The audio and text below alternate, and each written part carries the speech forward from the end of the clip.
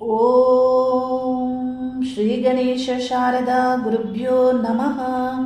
ಹರಿ ಓಂ ನಮಃ ಶಿವಾಯ. ನಮಸ್ಕಾರ. ನಾನು ಜ್ಯೋತಿಷಿಯ ವಿದ್ಯಾರತ್ನ ಆಚಾರ್ಯ ಶ್ರೀಮತಿ ಸುಗುಣ. 2026ನೇ ಹೊಸ ವರ್ಷದ ಮೊದಲನೇ ಜನವರಿ ಮಾಸದ ಗ್ರಹಗಳ ಗೋಚಾರ ಫಲಗಳನ್ನು ತಿಳಿಸ್ತಾ ಇದ್ದೀನಿ. ಉತ್ತರಾಯಣದ ಪರ್ವಕಾಲ ಆರಂಭ ಆಗ್ತಾ ಇದೆ. ಗ್ರಹಗಳಲ್ಲಿ ಮುಖ್ಯ ಗ್ರಹವಾದಂತಹ ಸೂರ್ಯಗ್ರಹ ಧನಸ್ಸು ರಾಶಿ ಮತ್ತು ಮಕರ ರಾಶಿಯಲ್ಲಿ ಸಂಚರಿಸುವ ಕಾಲವಾಗಿರುತ್ತೆ. ಸೂರ್ಯಗ್ರಹದೊಂದಿಗೆ ಕುಜಗ್ರಹ, ಶುಕ್ರ, ಬುಧ ಗ್ರಹಗಳು ಧನಸ್ಸು ರಾಶಿ ಮತ್ತು ಮಕರ ರಾಶಿಯಲ್ಲಿಯೇ ಸಂಚಾರ ಮಾಡಲಿದ್ದು, ಈ ಗ್ರಹಗಳ ಪ್ರಭಾವ ಗೋಚಾರದಲ್ಲಿ 12 ರಾಶಿಗಳಿಗೆ ಯಾವ ರೀತಿ ಫಲಗಳನ್ನು ನೀಡ್ತವೆ ಅನ್ನುವುದರ ಬಗ್ಗೆ ತಿಳಿಸ್ತಾ ಇದ್ದೀನಿ. ಧನಸ್ಸು ರಾಶಿಯವರಿಗೆ ವರ್ಷ ಆರಂಭದ ಜನವರಿ ಮಾಸದಲ್ಲಿ ರಾಶ್ಯಾಧಿಪತಿ ಗುರುಗ್ರಹ ವಕ್ರ ಸಂಚಾರ ಮಿಥುನ ರಾಶಿ ಸಪ್ತಮ ಸ್ಥಾನದಲ್ಲಿ ಆಗ್ತಾ ಇರೋದ್ರಿಂದ ನಿಮ್ಮ ಜನ್ಮರಾಶಿಯನ್ನ ವೀಕ್ಷಿಸೋದ್ರಿಂದ ಹೊರಗಿನ ಹುಡುಕಾಟದಲ್ಲಿ ಆಂತರಿಕವಾದಂತಹ ಬದಲಾವಣೆಗಳನ್ನು ಮಾಡಿಕೊಳ್ಳುವಂತಹ ಕಾಲ ಆಗಿರುತ್ತೆ. ಅಂದರೆ ಯಾವ ರೀತಿ ಬದಲಾವಣೆಗಳು ಆಗಬಹುದು ಅಂದರೆ, ನೀವು ಯಾವುದೋ ಕೆಲಸಕ್ಕೆ ಹೋಗಿರ್ತೀರಾ, ಆದರೆ ಅಲ್ಲಿ ನಿಮಗೆ ಒಂದು ಒಳ್ಳೆ ಗ್ರಂಥ ಸಿಗಬಹುದು, ಅಥವಾ ಮಾರಾಟ ಮಾಡುವಂತಹ ಅಂಗಡಿ ಕಾಣಿಸ್ಬಹುದು, ಅಲ್ಲಿಂದ ನೀವು ತೆಗೆದುಕೊಳ್ಬಹುದು. ಅದನ್ನು ಓದಿ ಜ್ಞಾನಾಭಿವೃದ್ಧಿಯಿಂದ ಆಗಬಹುದಾದಂತಹ ಆಂತರಿಕ ಬದಲಾವಣೆಯಿಂದ ಆಗಬಹುದು.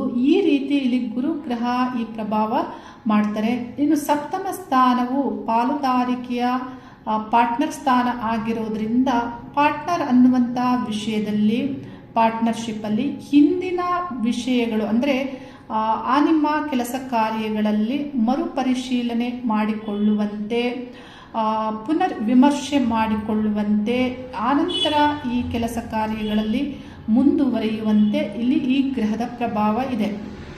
ಮತ್ತು ಇಲ್ಲಿ ಸಪ್ತಮಾಧಿಪತಿಯಾದಂತಹ ಬುಧಗ್ರಹ ನಿಮ್ಮ ಜನ್ಮರಾಶಿಯಲ್ಲಿ ಸಂಚರಿಸೋದ್ರಿಂದ, ಬುಧಗ್ರಹ ಶಾರ್ಟ್ಕಟ್ ರೂಟ್, ಸ್ಮಾರ್ಟ್ ವರ್ಕ್ ಅನ್ನ ಸೂಚಿಸುವ ಗ್ರಹ, ಕಾರಕ ಗ್ರಹ. ಆದರೆ ಗುರುಗ್ರಹ ಹಾನೆಸ್ಟ್ ಆಗಿ ಪ್ರಾಮಾಣಿಕವಾಗಿ ಕೆಲಸ ಕಾರ್ಯಗಳು ಮತ್ತು ಸಂಬಂಧಗಳನ್ನು ಬೆಳೆಸಿಕೊಳ್ಳುವಂಥ ಗ್ರಹ. ಆದರೆ ಅನ್ಕನ್ವೆನ್ಷನಲ್ ರಿಲೇಶನ್ಶಿಪ್ ಆಗ್ಬೋದು, ಪಾರ್ಟ್ನರ್ ಆಗ್ಬೋದು, ಇಲ್ಲಿ ಏರ್ಪಾಡಾಗುವಂತಹ ಸಾಧ್ಯತೆ ಇರುತ್ತೆ. ಇವುಗಳ ಬಗ್ಗೆ ಸ್ವಲ್ಪ ಕೇರ್ಫುಲ್ ಆಗಿ ಇರಬೇಕಾಗುತ್ತೆ. ಇನ್ನು ಪತಿ ಪತ್ನಿ ಸ್ಥಾನವು ಇದು ಆಗಿರೋದ್ರಿಂದ ಬಾಳ ಸಂಗಾತಿಯ ಬಗ್ಗೆ ಹಿಂದಿನ ವಿಷಯಗಳನ್ನು ತಿಳಿದುಕೊಂಡು ಅರಿವು, ಅಂದರೆ ಅವರ ಬಗ್ಗೆ ಅರಿವು ನಿಮಗೆ ಹೆಚ್ಚಾಗುತ್ತೆ. ಮತ್ತು ನಿಮ್ಮ ಜನ್ಮರಾಶಿಯಲ್ಲಿ ಸಂಚರಿಸ್ತಾ ಇರುವಂತಹ ಗ್ರಹಗಳ ಪ್ರಭಾವ ಈ ಮಾಸದಲ್ಲಿ ಒಳ್ಳೆ ಫಲಗಳನ್ನೇ ನೀಡುತ್ತೆ. ಅಂದರೆ ಸೂರ್ಯಗ್ರಹ ಭಾಗ್ಯಾಧಿಪತಿಯಾಗಿ, ದಶಮಾಧಿಪತಿಯಾಗಿ ಬುಧಗ್ರಹ, ಲಾಭಾಧಿಪತಿಯಾಗಿ ಶುಕ್ರಗ್ರಹ, ಜನ್ಮರಾಶಿಯಲ್ಲಿ 12ನೇ ಸ್ಥಾನಾಧಿಪತಿಯಾಗಿ ಕುಜಗ್ರಹ, ಈ ಗ್ರಹಗಳು ಜನ್ಮರಾಶಿಯಲ್ಲಿ ಮತ್ತು ಶನಿಗ್ರಹವು ವೀಕ್ಷಣೆ ಮಾಡೋದ್ರಿಂದ ಕೆಲವು ವಿಷಯಗಳಲ್ಲಿ ಒಳ್ಳೆ ಫಲಗಳನ್ನೇ ನೀಡ್ತಾರೆ. ಅಂದರೆ ನೀವು ಗೌರ್ಮೆಂಟ್ ಉದ್ಯೋಗಸ್ಥರಾಗಿದ್ದರೆ ನಿಮ್ಮ ಉದ್ಯೋಗದಲ್ಲಿ ನಿಮ್ಮ ಕೆಲಸ ಕಾರ್ಯಗಳನ್ನು ಒಳ್ಳೆ ರೀತಿ ಮಾಡುವಂತೆ ಮತ್ತು ಆ ಕೆಲಸದಲ್ಲಿ ಗೌರವ, ಹೆಸರು, ಪ್ರಶಂಸೆಯನ್ನು ಪಡೆದುಕೊಳ್ಳುವಂತೆ, ಒಳ್ಳೆ ನಿರ್ಧಾರಗಳನ್ನು ಮಾಡುವಂತೆ, ಅಧಿಕಾರ ಯೋಗದಲ್ಲಿರುವಂತಹ ನಾಯಕರು, ರಾಜಕೀಯದಲ್ಲಿ ಇರುವಂಥವರು, ಬಾಸ್ ಅನ್ನಿಸಿಕೊಂಡವರು ಒಳ್ಳೆ ನಿರ್ಧಾರಗಳನ್ನು ತೆಗೆದುಕೊಳ್ಳುವಂತೆ, ಆತ್ಮವಿಶ್ವಾಸದಿಂದ ಎನರ್ಜೆಟಿಕ್ ಆಗಿ ನಿಮ್ಮ ಕೆಲಸ ಕಾರ್ಯಗಳಲ್ಲಿ ನೀವು ಇರುವಂತೆ ಈ ಗ್ರಹಗಳ ಪ್ರಭಾವ ಆಗಲಿದೆ. ವ್ಯಾಪಾರ ವ್ಯವಹಾರಸ್ಥರಾಗಿದ್ದರೆ ಬುಧಗ್ರಹ ಜನ್ಮರಾಶಿಯಲ್ಲಿ ಸಂಚರಿಸೋದ್ರಿಂದ ಒಳ್ಳೆ ಫಲಗಳನ್ನೇ ನೀಡುತ್ತಾರೆ.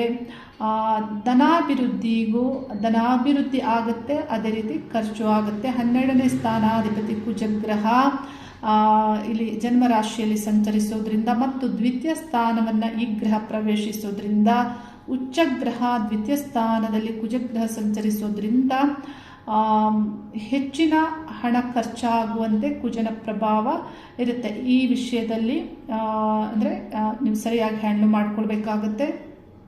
ಮತ್ತು ಲಾಭಾಧಿಪತಿಯಾದಂತಹ ಶುಕ್ರಗ್ರಹ ಪ್ರಾರಂಭದಲ್ಲಿ ಜನ್ಮರಾಶಿಯಲ್ಲಿ ಸಂಚರಿಸುವಾಗ ಲಾಭದ ಫಲಗಳನ್ನು ಪಡೆದುಕೊಳ್ತೀರಾ. ಪತ್ನಿಯಿಂದಲೂ ಲಾಭ ಈ ರೀತಿ. ಮತ್ತು ಷಷ್ಠಾಧಿಪತಿ ಜನ್ಮರಾಶಿಯಲ್ಲಿ ಸಂಚರಿಸೋದ್ರಿಂದ ಶತ್ರುಗಳೇ ಬಂದು ನಿಮ್ಮ ಹತ್ರ ಮಾತಾಡುವಂತೆ ಇಲ್ಲಿ ಈ ಗ್ರಹಗಳ ಪ್ರಭಾವ ಇದೆ.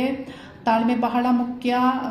ಏಕೆಂದರೆ ಈ ಅಗ್ನಿಗ್ರಹಗಳು ಜನ್ಮರಾಶಿಯಲ್ಲಿ ಸಂಚರಿಸುವಾಗ ಉದ್ವೇಗ, ಕೋಪ, ಸಡನ್ ರಿಯಾಕ್ಷನ್ ಮತ್ತು ಸಡನ್ ಕಾರ್ಯಕ್ಕೆ ಇಳಿಯುವಂತೆ ಈ ಗ್ರಹಗಳ ಪ್ರಭಾವ ಇರೋದ್ರಿಂದ ಎಲ್ಲ ವಿಷಯಗಳಲ್ಲಿಯೂ ತಾಳ್ಮೆ, ಮನಸ್ಸು ಸಮತೋಲನದಲ್ಲಿ ಇರಬೇಕಾಗತ್ತೆ. ಏಕೆಂದರೆ ಕುಜಗ್ರಹ ಪಂಚಮಾಧಿಪತಿಯಾಗಿ ವ್ಯಯಾಧಿಪತಿಯಾಗಿ ಜನ್ಮರಾಶಿಯಲ್ಲಿ ಸಂಚಾರ ಮತ್ತು ಸೂರ್ಯಗ್ರಹದ ಕಂಜಕ್ಷನಲ್ಲಿ ಸಂಚಾರ. ಈ ಗ್ರಹಗಳು ಇಲ್ಲಿ ಅಹಮ್ಮನ್ನು ನೀಡುತ್ತವೆ, ರಿಲೇಷನ್ಶಿಪ್ ಪ್ರಾಬ್ಲಮನ್ನು ನೀಡುತ್ತವೆ. ಇಲ್ಲಿ ಶುಕ್ರ ಗ್ರಹ ರಿಲೇಷನ್ಶಿಪ್ಗೆ ಕಾರಕ ಗ್ರಹ. ಸಪ್ತಮ ಸ್ಥಾನಾಧಿಪತಿಯಾದಂತಹ ಬುಧ ಗ್ರಹ ಪತ್ನಿಯೊಂದಿಗೂ ಇತರ ರಿಲೇಷನ್ಶಿಪ್ಗಳೊಂದಿಗೆಯೂ ಆಗಬಹುದಾದಂತಹ ಈಗೋ ಇಶ್ಯೂಸನ್ನು ಈ ಗ್ರಹಗಳು ಸೂಚಿಸ್ತವೆ. ಮತ್ತು ಈ ಗ್ರಹಗಳು ಕುಟುಂಬ ಸ್ಥಾನವನ್ನು ಪ್ರವೇಶಿಸೋದ್ರಿಂದ ಕುಟುಂಬದಲ್ಲೂ ಇದೇ ಥರದ ಸಮಸ್ಯೆಗಳು. ಹಾಗಾಗಿ ಈ ಸಂಬಂಧಗಳಲ್ಲಿ ಈ ಈಗೋದಿಂದ ಬರಬಹುದಾದಂತಹ ವಿಷಯಗಳನ್ನು ಅವಾಯ್ಡ್ ಮಾಡಬೇಕಾಗತ್ತೆ. ಅಹಂ ನಿಯಂತ್ರಿಸಿ ನಿಮ್ಮ ಕೆಲಸ ಕಾರ್ಯಗಳಲ್ಲಿ ಮುಂದುವರಿಬೇಕಾಗತ್ತೆ. ಇನ್ನು ಭಾಗ್ಯಾಧಿಪತಿ, ದಶಮಾಧಿಪತಿ, ಲಾಭಾಧಿಪತಿಗಳು ಜನ್ಮರಾಶಿಯಲ್ಲಿ ಸಂಚರಿಸೋದ್ರಿಂದ ಉದ್ಯೋಗ ಅವಕಾಶಗಳು, ನಿಮ್ಮ ಕೆಲಸ ಕಾರ್ಯಗಳಿಗಾಗಿ ಅವಕಾಶಗಳು ನಿಮಗೆ ಬರುತ್ತೆ. ಏಕೆಂದರೆ ಬುಧಗ್ರಹ ರಾಶಿಯಲ್ಲಿ ಸಂಚರಿಸೋದ್ರಿಂದ ಪಂಚಮಾಧಿಪತಿ, ನವಮಾಧಿಪತಿಯಾದಂತಹ ಸೂರ್ಯಗ್ರಹ, ಕುಜಗ್ರಹಗಳು ಜನ್ಮರಾಶಿ ಮತ್ತು 2ನೇ ಸ್ಥಾನದಲ್ಲಿ ಸಂಚಾರ ಮಾಡೋದ್ರಿಂದ ವಿದ್ಯಾರ್ಥಿಗಳಿಗೆ ಒಳ್ಳೆ ಫಲವನ್ನು ನೀಡುತ್ತಾರೆ. ಹೈಯರ್ ಎಕ್ಸಾಮ್ಸನ್ನು ತೆಗೆದುಕೊಳ್ಳುವವರಿಗೆ ಒಳ್ಳೆಯ ಗುರಿ ಸಾಧನೆಯನ್ನು ಮಾಡಬೇಕು ಅಂದುಕೊಂಡವರಿಗೆ ಒಳ್ಳೆ ಆಲೋಚನೆಗಳು ಬರುವಂತೆ, ಪ್ರಯತ್ನವನ್ನು ಮಾಡುವಂತೆ ಈ ಗ್ರಹಗಳ ಪ್ರಭಾವ ಆಗಲಿದೆ. ಈ ಮಾಸದಲ್ಲಿ ವಿದ್ಯಾರ್ಥಿಗಳಿಗೆ ಒಳ್ಳೆ ಫಲಗಳು ದೊರೆಯುತ್ತೆ. ಮತ್ತು ಈ ಗ್ರಹಗಳು ದ್ವಿತೀಯ ಸ್ಥಾನವನ್ನು ಪ್ರವೇಶಿಸೋದ್ರಿಂದ ದ್ವಿತೀಯ ಸ್ಥಾನದಲ್ಲಿ ಉಚ್ಚ ಕುಜಗ್ರಹ ಸಂಚಾರ ಆಗೋದ್ರಿಂದ ಮಾತಿನಲ್ಲಿ ಬುಧಗ್ರಹದೊಂದಿಗೆ ಮಾತಿನಲ್ಲಿ ಶಾರ್ಪ್ ಮಾತಿರುತ್ತೆ. ಜೋರಾಗಿ ಮಾತಾಡ್ತೀರಾ, ಗಟ್ಟಿಯಾಗಿ ಮಾತಾಡ್ತೀರಾ.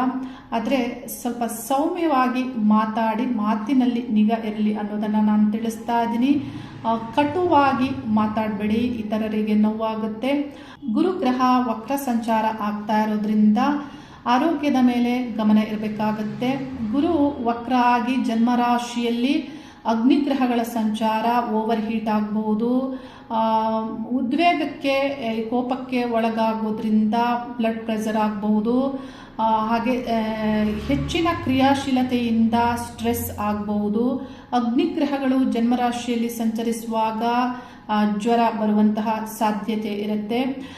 ಇವುಗಳ ಬಗ್ಗೆ ಗಮನ ಇರಬೇಕಾಗುತ್ತೆ.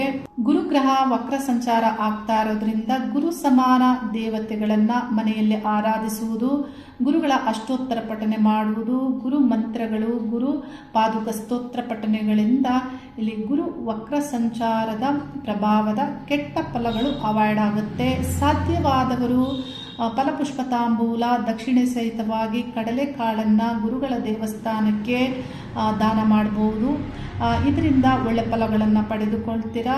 ಒಳ್ಳೆ ಪ್ರಯತ್ನವನ್ನು ಮಾಡಿ ಅಹಮ್ಮನ್ನು ನಿಯಂತ್ರಿಸಿ, ಕೋಪವನ್ನು ನಿಯಂತ್ರಿಸಿ ಒಳ್ಳೆ ಅವಕಾಶಗಳು ಬರುತ್ತೆ. ಪ್ರಯತ್ನವನ್ನು ಮಾಡಿ ಅನ್ನೋದನ್ನು ತಿಳಿಸ್ತಾ ಇದ್ದೀನಿ. ಶುಭವಾಗಲಿ. ಹರಿ ಓಂ ನಮಃ ಶಿವಾಯ.